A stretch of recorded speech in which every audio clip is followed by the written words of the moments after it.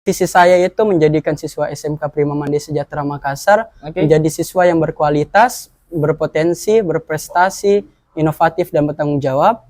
Untuk misi saya itu yang pertama yakni menjadikan dan membangkitkan siswa SMK Prima Mandiri Sejahtera Makassar dalam bidang ketakwaan, terutama dengan membuat program kerja keagamaan. Yang kedua yakni membangkitkan rasa kerjasama dan rasa kekeluargaan dari berbagai kegiatan yang akan dilakukan. Dan yang terakhir itu ada meningkatkan bakat dan minat siswa SMK Prima Mandiri melalui berbagai macam ekstrakurikuler.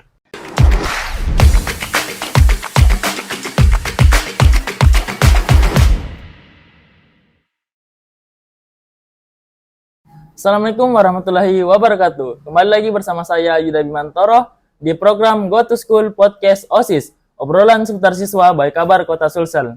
Nah, kali ini saya telah hadir di SMK pertama yang tim Kabar Kota Sulsel Podcast, yaitu SMK swasta SMK Prima Mandiri Sejahtera Makassar, dan di hadapan saya telah hadir selaku ketua OSIS SMK Prima Mandiri Sejahtera Makassar. Ada Surya. Halo Surya. Sebelum berbincang lebih lanjut, mungkin bisa perkenalan diri dulu dong.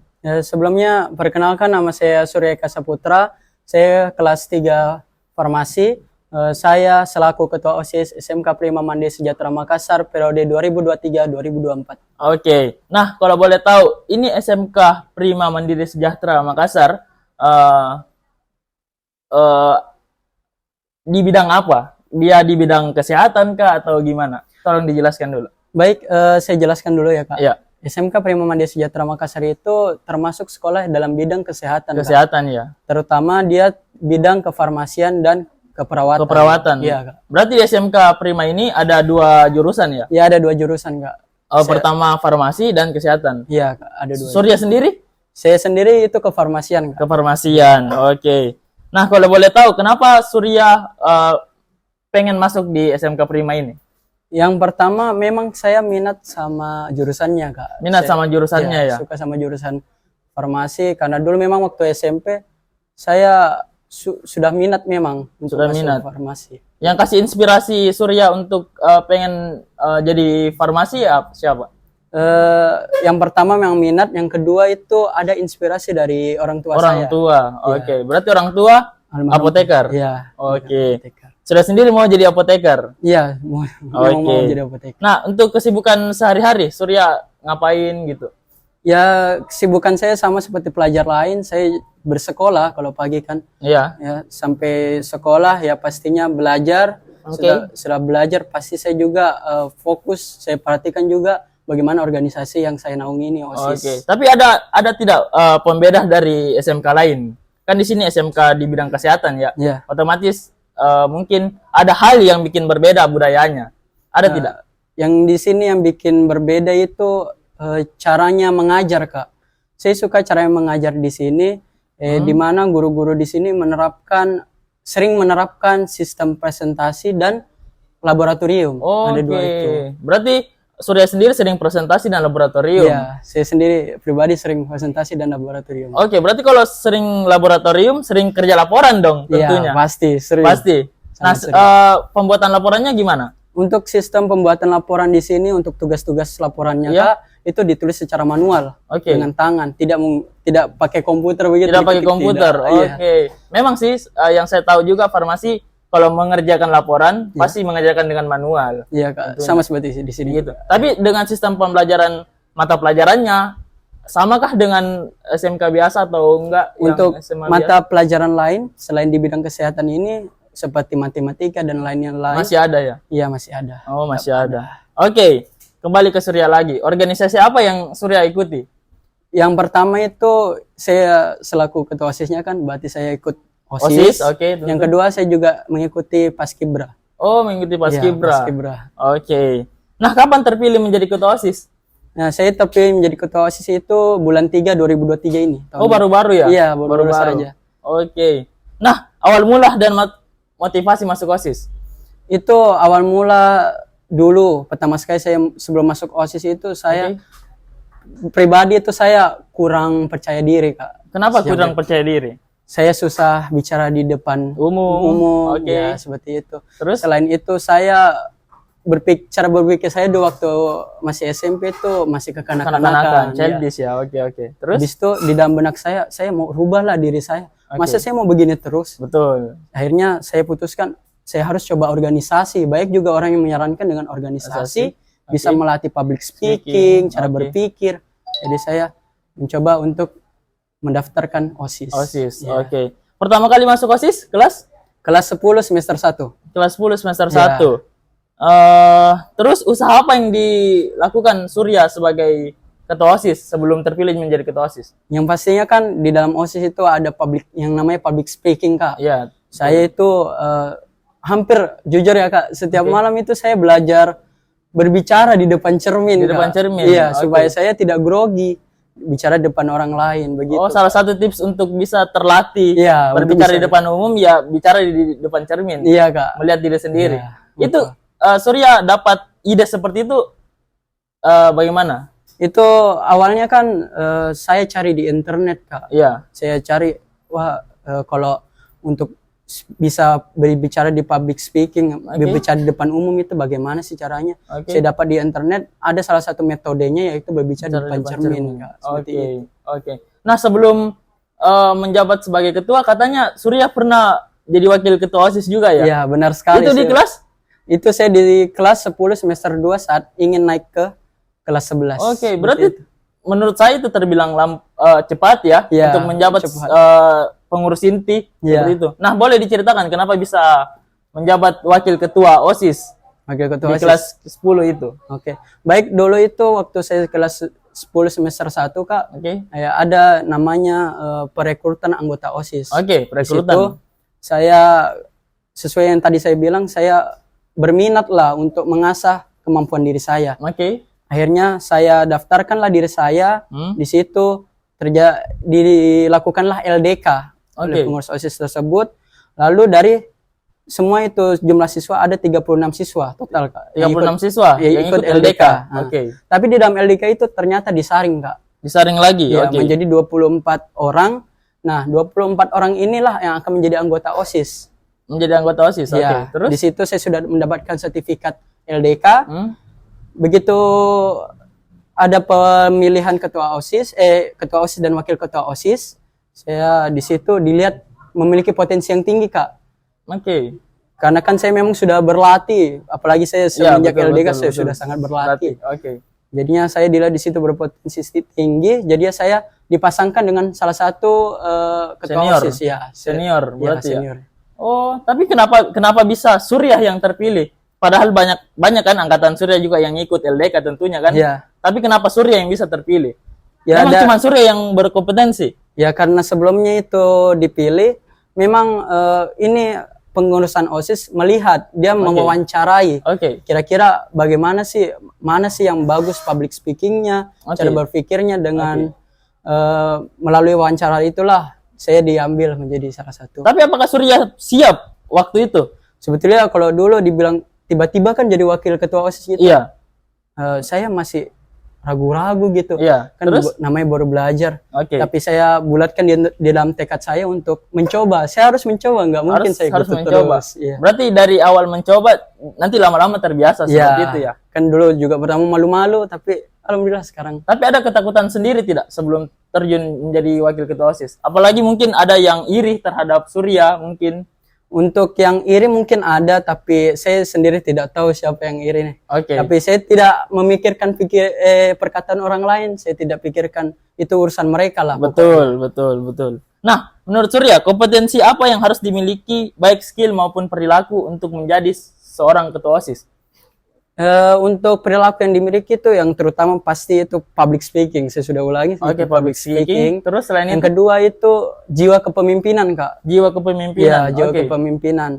Nah, tanpa jiwa kepemimpinan itu orang tidak bisa menjadi ketua OSIS. Itu sih menurut saya. Berarti lebih penting menjadi jiwa kepemimpinan tentunya.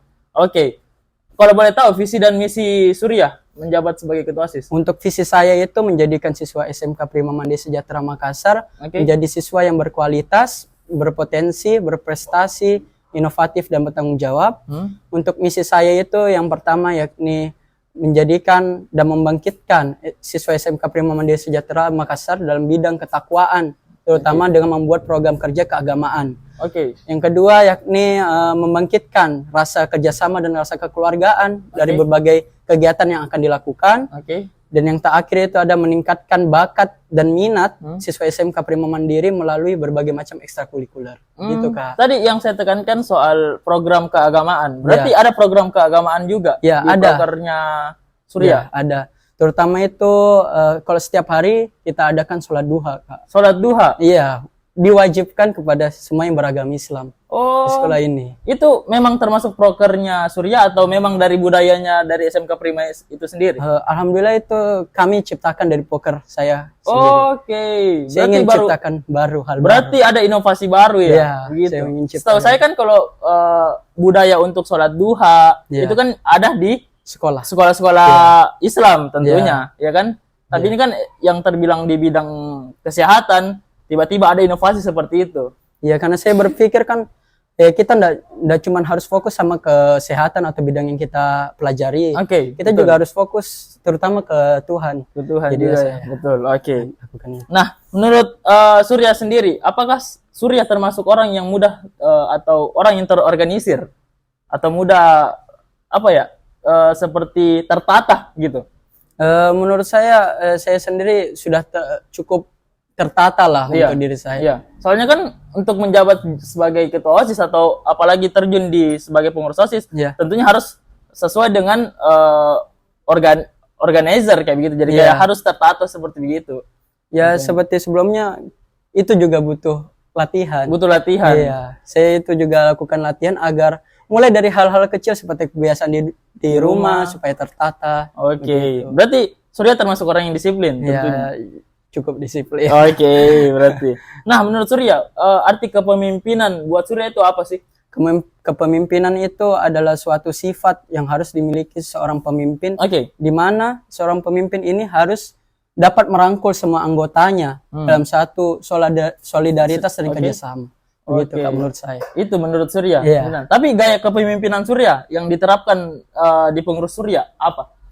Terutama itu saya harus menghadirkan semua anggota dalam rapat OSIS saya. Baik dalam kegiatan, proker, semua wajib. Berarti gaya kepemimpinannya lebih ke demokrasi berarti ya? Harus begitu. Ya, seperti itu.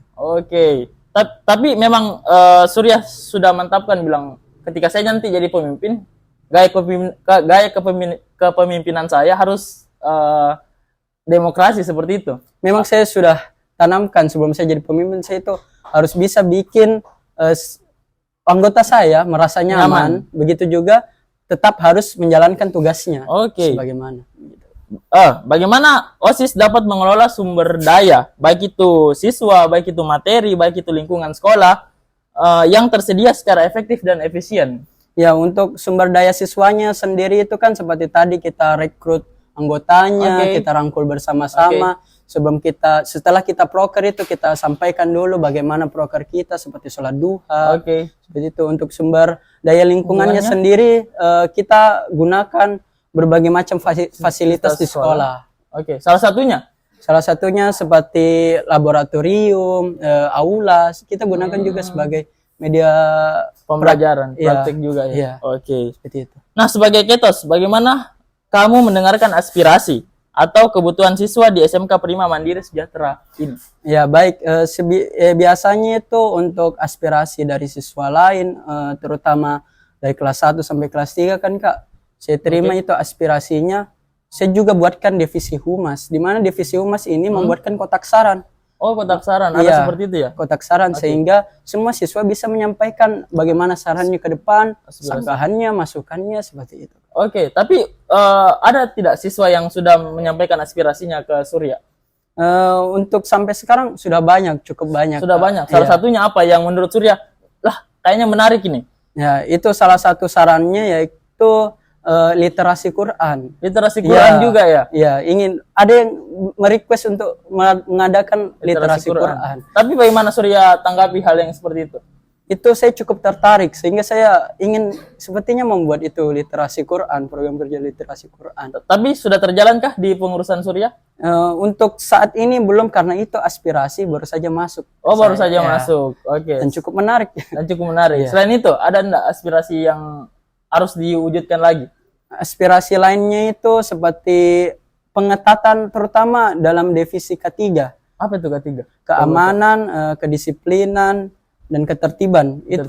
Itu di mana berjalan per kelas dan memeriksa atribut sekolah. Seperti sepatu, kan terutama ini sekolah kesehatan. Sehingga sepatu itu diwajibkan untuk menggunakan pantofel putih. Oh, pantofel putih ya? Iya, Kak. Selain di bidang kesehatan. Oke, lanjut. Selain itu seperti papan nama, seragam sekolah, itu semua harus terpenuhi, Kak. Seperti itu. Nah, bagaimana menurut kamu Ketua OSIS mengidentifikasi setiap masalah, baik itu internal maupun eksternal? Bagaimana kau sebagai Ketua OSIS memposisikan hal seperti itu? Baik untuk permasalahan internal dan eksternal, kita kembalikan lagi kepada warga siswa, terutama siswa-siswi. Kita rembuk bersama bagaimana untuk menyelesaikan masalah tersebut. Tidak mungkin kan kalau kita ada masalah kita selesaikan sendiri, itu tidak mungkin. Betul. Selesaikan bersama. Selesaikan bersama. Iya. Oke. Nah, bagaimana kamu bisa memastikan pemenuhan deadline dari proker di pengurusanmu? Untuk deadline program kerja yang di sini tuh, saya memang yang turun tangan, Kak. Jadinya saya wajibkan itu setiap divisi untuk melakukan prokernya. Jika tidak dilakukan, maka saya yang akan berikan surat peringatan kepada anggota-anggota saya. Tapi bagaimana cara kamu memastikan supaya tertata sesuai dengan timelinenya? Ya, seperti dengan mengkoordinasikan lagi kepada koordinator divisi-divisinya, Kak. Seperti itu. Saya tanyakan kembali bagaimana divisi kamu. Kalau misalkan sudah terjalankan, bagus, tetap lanjutkan. Jika tidak dijalankan, maka sayalah yang akan turun tangan dan koordinator tersebut yang bertanggung jawab. Sejauh ini pernah terjadi tidak seperti itu? Untuk permasalahan seperti itu, alhamdulillah tidak pernah terjadi. Semua koordinator saya berjalan dengan baik. Berjalan dengan baik. Berarti sesuai dengan timeline yang sudah disediakan. Oke. Nah, bagaimana jika kebijakanmu banyak yang tidak menyetujui dari pengurusan OSIS? Misalnya nih, kau membuat kebijakan ini, tapi pengurus lain tidak setuju. Hal seperti itu. Saya kembali menggunakan sistem demokrasi, di mana saya melihat seberapa banyak sih yang mengambil pendapat ini, seberapa banyak juga yang mengambil pendapat ini. Jadi dengan bersama-sama kita juga bisa saling nyaman begitu, sesama pengurus OSIS seperti itu. Walaupun banyak yang ditolak dari banyak ditolak, tetap mengambil pilihan yang terbanyak tentunya. Demokrasi. Apa yang menjadi keputusan terberatmu sebagai ketua OSIS? Untuk keputusan berat sampai sekarang tidak ada sepertinya. Tidak ada? Tidak ada keputusan berat. Nah, dalam suatu kepemimpinan pasti kamu akan dihadapkan pada berbagai macam masalah yang menimbulkan tekanan. Nah, pernah tidak terjadi tekanan dan bagaimana caranya Surya hadapi hal seperti itu? Untuk tekanan ya seperti kepengurusan biasanya kan, itu kita harus membuat proposal, LPJ, tapi cara menanganinya ya cukup nikmati aja, enjoy. Harus enjoy kalau masuk organisasi. Tapi tekanan pasti walaupun dihadapin dengan enjoy, pasti kan ada tips untuk bagaimana caranya tekanan ini tidak terpikirkan. Nah, bagaimana caranya itu? Caranya itu kita berpikir ulang, berpikir logika aja, bahwa semua yang kita lakukan ini akan membuahkan hasil di depannya. Kita harus berfokus di masa depan. Kalau kita gini terus, gimana mau jadi ke depannya? Gitu. Tapi pernah dapat tekanan tidak? Dari guru kah? Dari alhamdulillah tidak pernah. Berarti Surya termasuk dipercaya ya? Iya, cukup dipercaya. Kan sudah termasuk 2 kali memimpin ceritanya kan, jadi wakil ketua, jadi ketua OSIS sekarang juga ya. Nah, bagaimana proses LDK di SMK Prima ini sendiri? Untuk LDK dulu saya waktu kelas 10 semester 1 kan, Kak, saya di LDK, saya sebanyak 36 siswa, Kak. 36 siswa yang mendaftar itu ya? Iya, mendaftar ke anggotaan OSIS. Selanjutnya di dalam LDK itu kita disaring, Kak, menjadi 24 siswa. Oh, di LDK disaring lagi? Iya, di dalam LDK ini kita disaring menjadi 24 siswa. Dari 36? Iya. Berarti gugur dong ini yang Iya, bisa dibilang begitu. Karena kita memang mencari yang sangat serius dalam berorganisasi. Tapi sebelum LDK pasti ada proses seleksi dulu kan? Ya, itu mungkin kepengurusan sebelumnya saya kurang tahu juga karena saya kepengurusan jadi Waketos itu kan 2022. Saya berbeda. Terus lanjut. Setelah 24 siswa tersebut dilakukanlah LDK. Nah, di dalam LDK ini setelah LDK maka mendapatkan piagam LDK lah istilahnya, latihan dasar kepemimpinan. Setelah itu maka dilakukanlah itu yang dinamakan pemilihan ketua OSIS dan wakil ketua OSIS. Nah, di mana saya itu di situ ditarik menjadi calon wakil ketua OSIS dan alhamdulillah saya terpilih menjadi wakil ketua OSIS di periode 2002 Nah, ini menarik. Ada tidak di angkatan Surya juga yang terpilih menjadi paslon di wakil ketua? Ada tidak? Waktu itu tidak ada, Kak. Saya sendiri. Cuman Surya sendiri? Saya sendiri karena di antara beberapa orang, saya lupa juga berapa orang itu Kak yang diwawancarai. Memang hanya saya sendiri yang istilahnya dominan menjawab, Kak. Jadinya otomatis saya ditarik untuk salah satu calon ketua OSIS tersebut. Di OSIS ini sendiri di SMK 5, proses LDK-nya gimana? Untuk proses LDK sendiri itu kita sudah berpindah Kak dari gedung lama ke gedung yang baru. Yang di gedung saya itu mengikuti LDK di gedung yang lama. Nah, proses LDK-nya itu saya total 36 siswa. 36 siswa. Dari 36 siswa tersebut di dalam LDK ini tersaring Kak menjadi 24 siswa. Jadi 24 siswa di mana 24 siswa ini sudah fix menjadi anggota OSIS. Tapi 36 ini ikut juga proses LDK? Iya, jadi dia ingat juga. Iya, ingat juga. Tapi kan kita memang memilih anggota yang berkualitas. Terus ketika dia selesai proses LDK, tetap tersingkirkan juga. Tetap tersingkirkan juga. Nah, tadi Surya mengatakan di gedung lama dan di gedung baru. Berarti ini SMK 5 di gedung baru yang sekarang. Gedung baru sekarang itu Jalan Abdul yang sebelumnya di Jalan Mapolda. Nah, program apa yang menjadi inti dari pengurusan Surya? Yang terutama itu program kerja semua kegiatan hari besar itu sangat penting. Pertama yang hari peringatan itu Kak termasuk penting. Yang kedua tidak kalah penting itu program keagamaan itu sangat penting juga menurut saya. Soal yang pertama setiap hari besar keagamaan. Nah, program apa yang dibuat setiap hari besar itu Kak seperti contohnya buka puasa bersama. Ada juga dulu MPLS itu apa? Masa pengenalan lingkungan sekolah Kak. So, ada juga yang baru kemarin itu 2008, ada juga Agustus. Kita mengadakan lomba di sini Kak. Semuanya selanjutnya kita target juga ingin melakukan Maulid Nabi. Kita ini sudah mau Maulid kan Kak.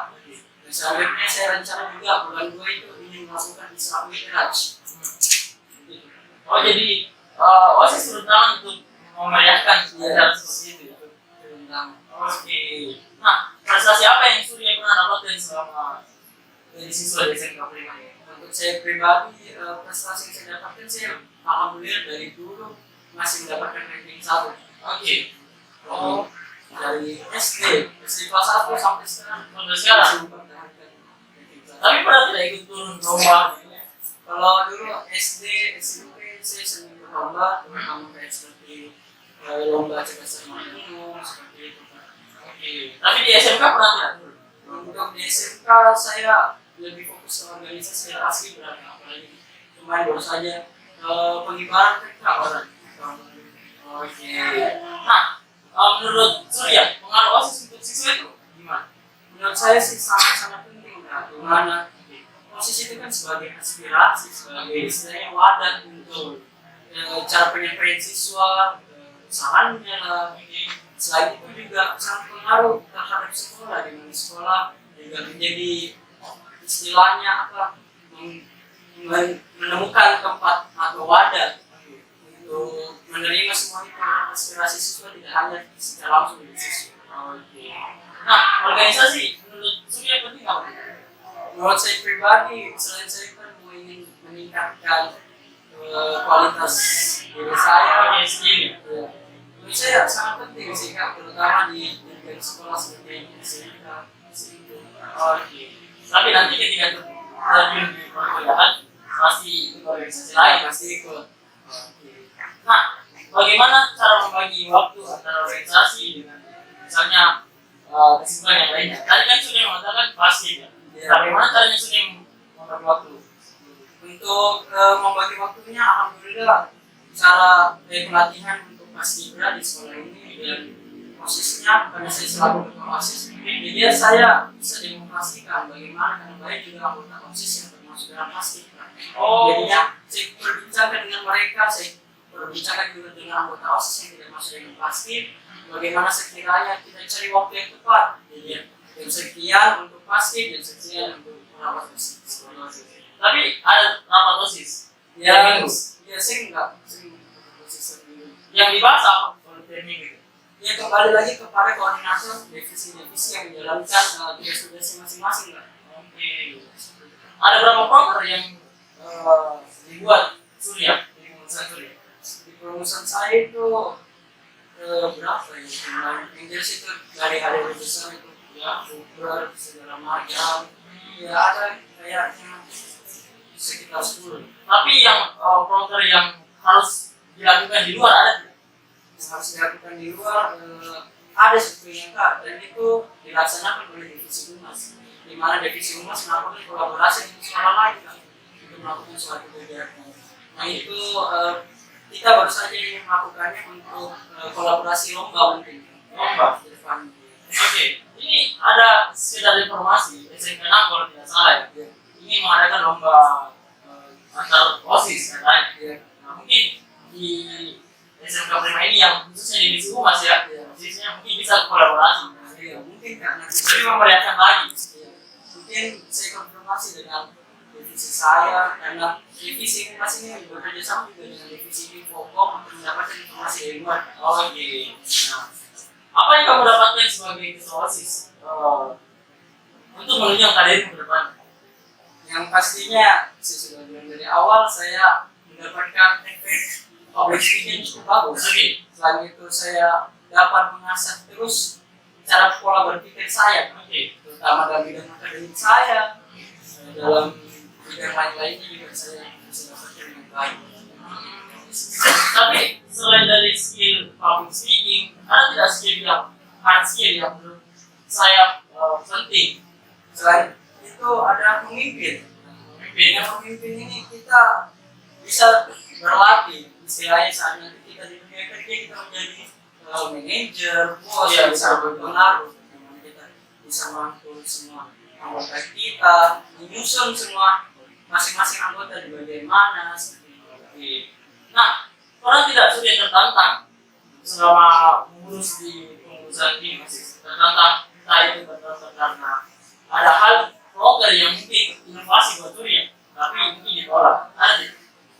untuk sampai sekarang alhamdulillah tidak ada, karena semua program yang saya jalankan sudah berjalan yang baik. Tapi kan itu ada inovasi yang dari siswa, Ya, kalau yang literasi ya Al-Quran. ada saya kurang. Ya menurut saya itu termasuk aspirasi yang menantang, sehingga saya rencanakan secepatnya mungkin Sebenarnya. hari terutama hari Jumat saya mungkin akan adakan itu literasi itu. Oke, tapi otomatis masih harus kolaborasi dulu dengan guru. Ya pasti. Oke. Nah, menurut Surya, apa kebanggaan tersendiri yang Surya dapatkan saya ini jadi OSIS? Yang pasti yang pertama sih percaya diri. Oke, percaya diri.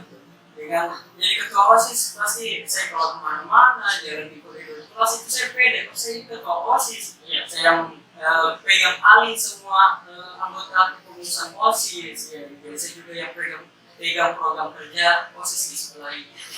Berarti ada famous tersendiri, terkenal sendiri ya. Oke. Nah, suka duka menjabat sebagai ketua OSIS. Alhamdulillah banyak sukanya sih. Oke, sukanya dulu deh. Ceritakan. Kalau sukanya dengan berorganisasi ini, saya bisa mempermatang diri saya untuk mempersiapkan diri saya untuk melanjutkan di jenjang yang lebih matang sebagai perkuliahan. Untuk dukanya mungkin saya rasa sedikit sih, kan ada jarang sih. Salah satunya deh. Salah satunya itu waktu LDK kan pengurusan OSIS saya itu tertantang di mana di dalam LDK itu termasuk ada pelatihan mental. Di situ saya cukup tertantang di mana kan saya beristilahnya masih cukup lemah kak, cukup gampang, istilahnya gampang down lah. Tapi dengan adanya ini OSIS LDK-nya terutama melatih mental saya untuk tidak takut lagi. Nah, tapi soal mental, nah, kan tadi saya mengatakan saya menjabat sebagai ketua OSIS di kelas 10 semester 2. Nah, kan pasti mentalnya belum terbentuk ya. Kan kalau masih suara terus belum terbentuk. Nah, bagaimana Surya sendiri mengatasi hal seperti itu? Untuk mengatasi itu bisa dengan berlatih. Itu melatih mental itu kan pasti dengan sering dimarah, seperti itu kan dengan berbicara orang dengan suara keras itu cukup melatih mental itu kan. Tapi pernah tidak dimarahi orang tua karena posisi? Alhamdulillah tidak pernah karena orang tua saya sendiri menyetujui dan sepakat untuk saya mengikuti program OSIS. Malah bangga kan? Malah bangga. Iya. Oke. Pastilah bangga. Siapa orang tua tidak bangga ketika anaknya menjadi ketua OSIS. Tapi pernah tidak terjadi miskomunikasi sesama pengurus OSIS atau mungkin dari guru? Pernah tidak? Untuk miskomunikasi dengan guru, alhamdulillah tidak pernah. Dan dengan anggota mungkin ya biasa permasalahan kecil seperti anggotanya yang masih kurang paham dengan program kerja, jadi saya jelaskan kembali bagaimana program kerjanya supaya dia bisa jalankan. Oke. Ini cara Surya mengatasi miskomunikasi. Surya hal itu mungkin karena program kerja yang kurang dimengerti. Itu kan salah satu miskomunikasi. Ada tidak yang miskomunikasi karena mungkin argumentasi dari Surya dan argumentasi dari pengurus lain bertolak belakang? Pernah tidak? Ya untuk masalah seperti itu saya kira manusia ada dalam organisasi ya. Untuk cara mengatasinya saya biasa itu kita menggunakan sistem demokrasi. Kita harus mendapatkan persetujuan dari orang lain, dari pihak lain. Tidak cuma kita saja yang membahas. Tapi sudah tidak pernah mempunyai egois tersendiri untuk harus perintah saya atau harus argumentasi saya di jalan. Yang untuk argumentasi egois seperti itu, saya rasa itu cukup ke anggota saya di mana saya mewajibkan mereka untuk menjalankan divisi mereka untuk ke bawah yang orang lain, siswa lain. Seperti saya rasa saya tidak egois. Oh, itu lebih ke menertibkan ya. Gitu ya. Nah, ngomong-ngomong, Surya mau kuliah di mana? Saya rencananya sekolah di Poltekkes sih kak. Oh, oke. Karena pengen jadi apoteker. Cita-citanya jadi apoteker. Jadi apoteker. Sebetulnya selain jadi apoteker saya juga itu pengen kerja di BPJS kak. Jadi BPJS. Sebagai apa? Posisi apa kalau boleh tahu? Mungkin dalam bidang persyaratan obat, di dalam BPJS ada beberapa obat yang diberikan wewenang untuk pasien nantinya. Berarti ke legalitas dari obat itu sendiri ya? Nah, terakhir nih pesan-pesan buat para penonton. Nah, pesan saya janganlah malu untuk menciptakan hal baru. Kalau bukan kita, siapa lagi? Kalau bukan sekarang, kapan lagi? Kita ini perintis, bukan pewaris. Oke. Berarti memang Surya ini tipikal orang yang inovator, sering berinovasi. Oke. Terakhir, terima kasih saya ucapkan atas perbincangan kali ini Surya. Konten ini benar-benar sangat menarik. Buat para penonton, jangan lupa like, komen, dan subscribe sebagai bentuk dukungan dari channel Kabar Kota Sulsel. Nah, buat adik-adik penggiat organisasi, saya ucapkan sekali lagi dan saya ajak sekali lagi untuk adik-adik sekalian tampil di channel Kabar Kota Sulsel ini untuk menceritakan aspirasi, menceritakan jenjang karir, menceritakan prestasi, sebab prestasi dan jenjang karir harus diceritakan agar nantinya menjadi sejarah. Seperti itu. Saya Yudha Bimantoro, pamit undur diri. Assalamualaikum warahmatullahi wabarakatuh.